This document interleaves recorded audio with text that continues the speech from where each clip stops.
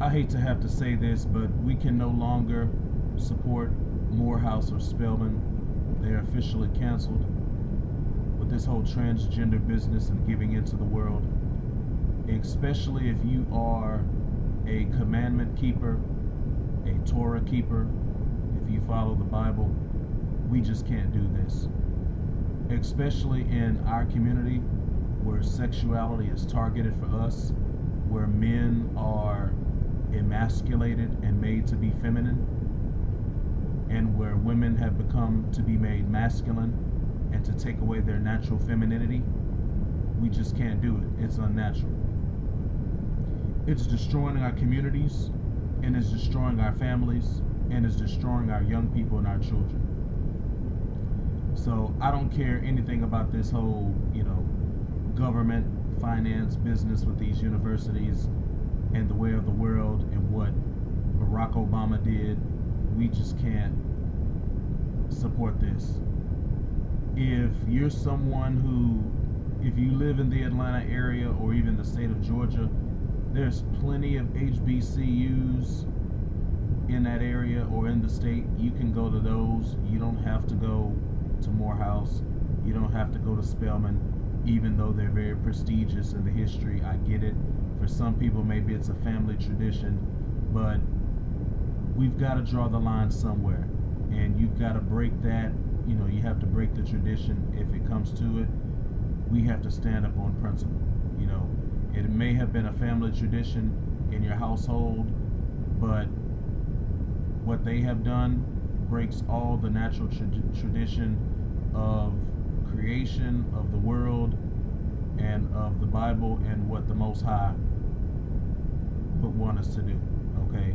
And our communities are not going to prosper if we break what matters the most for the sake of these earthly traditions of these schools.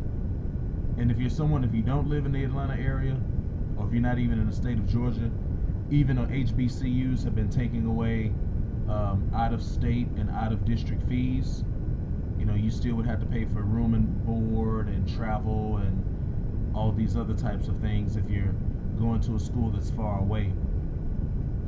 Just go to a local HBCU in your area, especially if you live in the southeastern, south, former Confederate states, former border states. If you live in those areas, and most of our population still lives in that area, you probably have a HBCU closer to you than Morehouse or Spelman if you're not already in the Atlanta area or Georgia. Okay? So go to that local HBCU. Don't go to Morehouse. Don't go to Spelman unless they start falling away and doing this same nonsense. If there was so much pressure on this, and if they felt like that they needed to make a change, I would have rather if they would have just broken from tradition in a different way and would have gone to what you see in this image. They could have consolidated the two schools, and it would have no longer been strictly male or strictly female. Then they could have gone to Spellhouse, okay, and or Spelman-Morehouse or Morehouse-Spelman, whichever way you want to do it.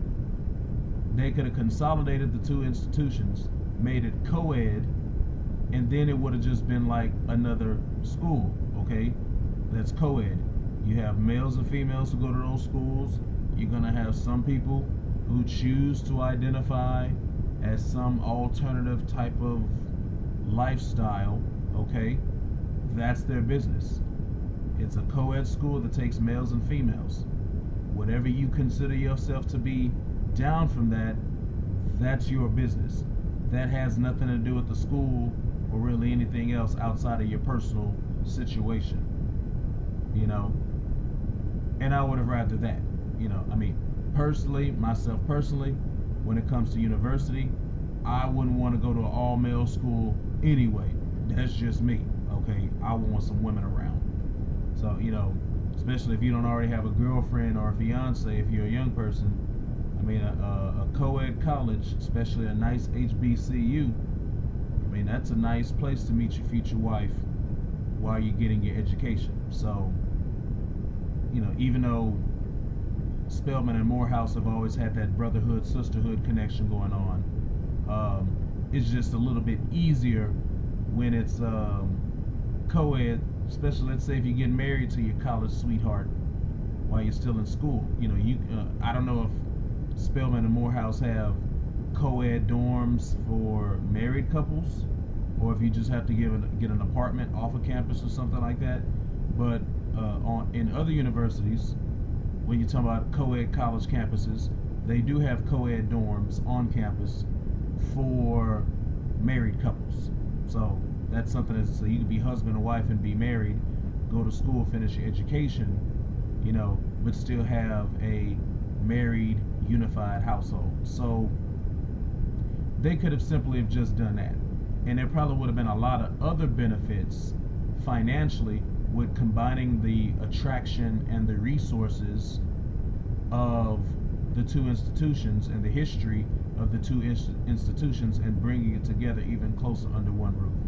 But this whole transgender business and having dudes going to a girls' school and women pretending to be men go to an all-male school just doesn't make sense. So maybe I'm going to be on the outside on this one, maybe I'm going to be on the minority on this one, but I have to stand up on the principle. I can no longer support Spelman. I can no longer support Morehouse. I've had some buddies that have went to Morehouse.